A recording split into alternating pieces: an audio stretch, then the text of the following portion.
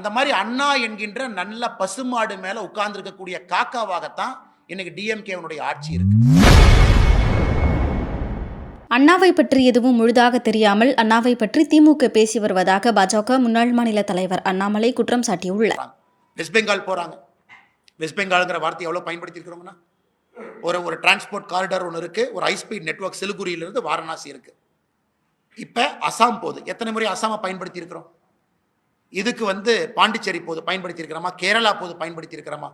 எல்லா மாநிலத்திற்கும் நல்ல ஒரு பட்ஜெட்டை கொடுத்திருக்கிறோம். தமிழ்நாடு முழுமையாக இதை பயன்படுத்திக் கொள்ள வேண்டும் என்கின்ற வேண்டுகோளை மாநில அரசுக்கு வைக்கின்றோம்.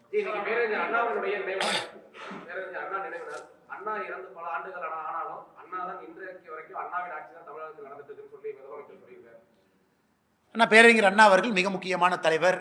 1967 ஆட்சிக்கு கிடைத்தது 2 ஆண்டுகளாக இருந்தாலும் கூட ஒரு கொள்கை பிடிப்பான தலைவர், அதில் எந்த மாற்று கருத்து இல்லை. அவர் திராவிட கழகத்திலிருந்து டிஎம்கே எவ்வளோ பேலன்ஸ் பண்ணி போனார். ஒரு கடவுள் மறுப்பு கொள்கையிலிருந்து ஒன்றே குலம் ஒருவனே தேவன் என்கின்ற அடிப்படையில் எல்லோரையும் அரவணைத்து போன ஒரு மனிதர். ஆனால் இன்னைக்கு அண்ணாவுடைய ஆட்சிக்கும் டிஎம்கே ஆட்சிக்கு என்னங்க அண்ணா சம்பந்தம் தெரியாமல் நான் கேட்குறேன். அண்ணாவுடைய குடும்பம் எங்கே இருக்கிறாங்க யாருக்குமே தெரியாது. அண்ணாவுடைய பேர குழந்தைகள் எங்கே இருக்கிறாங்க யாருக்குமே தெரியாது.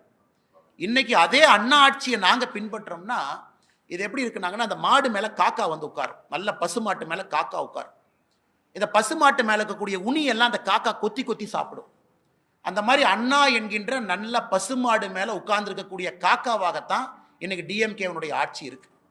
மக்களை பிடுங்கி சாப்பிடக்கூடிய ஆட்சியாக. அண்ணாவுடைய குடும்பம் எந்த அரசியல் பக்கமே வரல. இவருடைய தந்தையார், அதன் பிறகு இவருடைய மகன், இன்னைக்கு இவருடைய பேர எல்லாமே அண்ணாவுடைய வழியை நாங்கள் பின்பற்றோம்னு சொன்னால் எப்படி ஏற்றுக்க முடியும்? யார் ஏற்றுக்குவாங்க? அண்ணா இதில் கரப்ஷன் இருந்துச்சு 65லேருந்து 67 இல்லை, இன்னைக்கு கரப்ஷன் இருக்கு. அண்ணா அவர்கள் காலத்தில் இவ்வளவு மக்கள் ஒரு சித்தாந்தத்தையே வெறுக்கக்கூடிய அளவில் இன்னைக்கு எப்படி ஆச்சுனாங்கன்னா, டிஎம்கே மேல இருக்கக்கூடிய வெறுப்பு திராவிட சித்தாந்த வெறுப்பாக மாறி இருக்கிறது. நல்ல அரசியலை கூர்ந்து கவனிச்சோம் அப்படின்னா, செய்திகளை உள்ளது உள்ளபடி தெரிந்து கொள்ள ரெஃப்ளெக்ட் நியூஸை சப்ஸ்கிரைப் பண்ணுங்க.